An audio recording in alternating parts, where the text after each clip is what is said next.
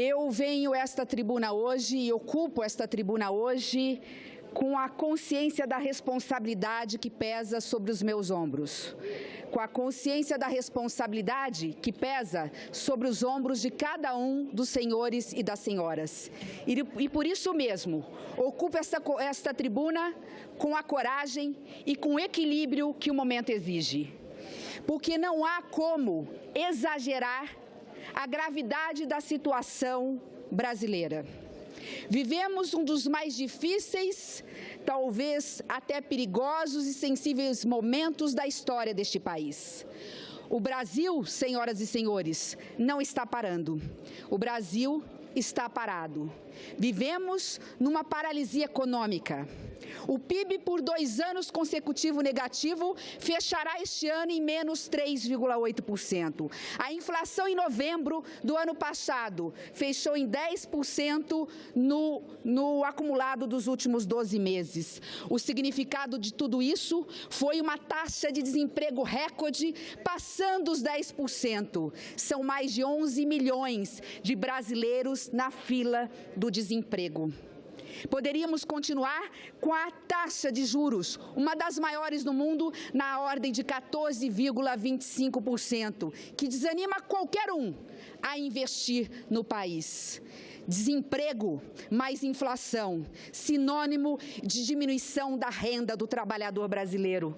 Poderíamos explicar para a dona de casa de uma forma mais simples. Ela vai hoje ao supermercado, ela não enche mais o carrinho. O Brasil hoje vive esta paralisia social. Os programas sociais dos mais diversos foram atingidos. ProUni, FIES, Pronatec, Ciências Sem Fronteiras, isso apenas para ficar nos investimentos ligados à educação. Mas há algo que me preocupa mais, que é o pior de todos os mundos num regime democrático, que é o que a sociologia chama de anomia social. Chamo a atenção ao que está acontecendo no país hoje. Vivemos um estado de anomia social, que é onde e quando as pessoas não mais acreditam nos seus homens públicos. Mas isso é fácil, a eleição é periódica e resolve o problema. Mais grave que isso é quando as pessoas, os cidadãos, não mais acreditam em suas instituições. Tão grave quanto o que vimos hoje e vemos é a ingerência de poderes, um poder voluntariamente, às vezes de boa fé, mas às vezes de má fé, tentando ingerir e atropelar o outro, como recentemente aconteceu por um ato unilateral do presidente da Câmara, presidente interino, querendo ditar regras para o Senado e para a democracia brasileira. E alguém pode me perguntar, o que tem tudo isso a ver com o processo de impeachment da senhora presidente da República? E eu respondo, tudo. Absolutamente tudo. A denúncia por crime de responsabilidade é a respeito de gestão fiscal, ou melhor, de irresponsabilidade fiscal com dinheiro público, com dinheiro alheio, porque é o dinheiro do povo. Infelizmente, nós não poderemos analisar no juízo de julgamento o exercício de 2013 e 14 para aí fazer uma conexão com o que eu chamo de fraude fiscal e fraude eleitoral. Maquiou-se por 2 anos as contas públicas, fez-se a contabilidade criativa para esconder os desmandos com o dinheiro público, para maquiar e esconder o gasto excessivo além do limite. É como se o governo tivesse, além de gasto, o dinheiro que vem do tributo e do imposto do povo brasileiro. Teria e teve e fez, entrou no cheque especial, mais grave que isso, pegou o dinheiro não emprestado com bancos públicos, porque ele é o que opera, ele tem o controle em cima desse banco, então ele não pegou o empréstimo, embora se fale em operação de crédito ilegal, o que houve foi uma coação, porque os bancos públicos não podiam dizer não para o governo federal. O resultado de tudo isso é uma conta astronômica a ser paga por todos nós. O resultado de tudo isso significa que gastou-se o que podia e o que não podia em período eleitoral e também no ano de 2015. Abriu-se créditos suplementares sem autorização desta casa. Até aí não é o grande problema, mas em descumprimento da meta fiscal. E aí, pós-eleição, para se cobrir as contas, teve-se que contingenciar. Para que aqueles que estão nos assistindo nos entendam, contingenciamento significa corte, parar de gastar. Isso é bom. Infelizmente, o corte veio do lado errado. Tinha que se contingenciar naquilo que se gasta errado, cortando-se ministérios, cargos públicos, aluguéis milionários de prédios que hoje são utilizados para as repartições públicas. Contingenciou-se como está se contingenciando na realização de obras públicas, dos serviços públicos mais essenciais, como saúde, educação, segurança, moradia, enfim.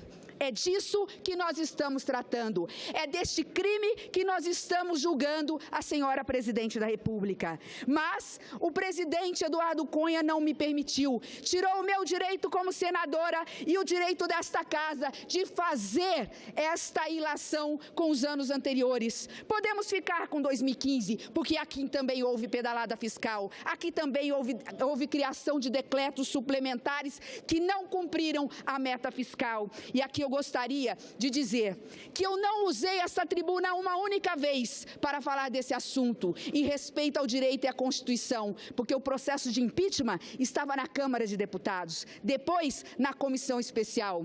Ouvi muitas teses e discursos, alguns exagerados. Aquele que mais me incomodou e incomoda, e sei que ainda vai ser dito aqui, foi dito recentemente: este processo de impeachment é golpe, pois eu afirmo que com convicção, processo do impeachment é previsto na Constituição e este em especial não é golpe, ele é constitucional, ele foi regido nos mais amplos princípios constitucionais da ampla defesa do contraditório do devido processo legal, mas mais do que isso, ele é democrático.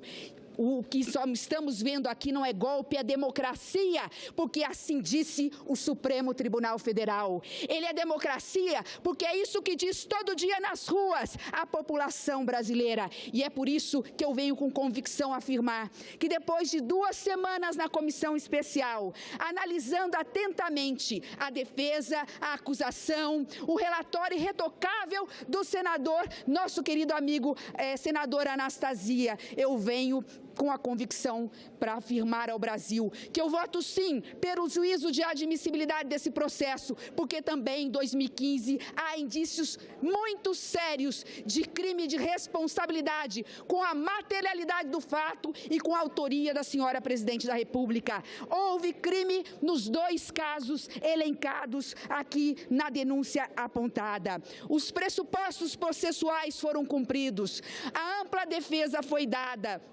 Há um lastro comprovatório muito claro a respeito desse assunto. Eu quero, antes de encerrar, eu não posso aqui ouvir aquilo que foi dito e que de alguma forma me atinge e não responder. Aqui foi dito que o PLN número 5, aprovado em dezembro de 2015 nesta casa, foi uma pegadinha realizada contra a senhora presidente da República. Eu digo por mim que votei favorável. Não foi. Isso é mentira. E se ela apresentasse esse mesmo PLN número 5 nesta casa hoje, eu votaria de olhos fechados. O que eu fiz ali é dar um voto de confiança, mas mais do que isso, eu quis com isso não engessar o futuro deste país. Eu dei para ela uma carta para o futuro, que através da meta fiscal, que eu aprovei negativa, de menos 112 bilhões de reais, com isso ela pudesse continuar tocando minimamente esse país, sob pena de não poder abrir nenhum crédito suplementar,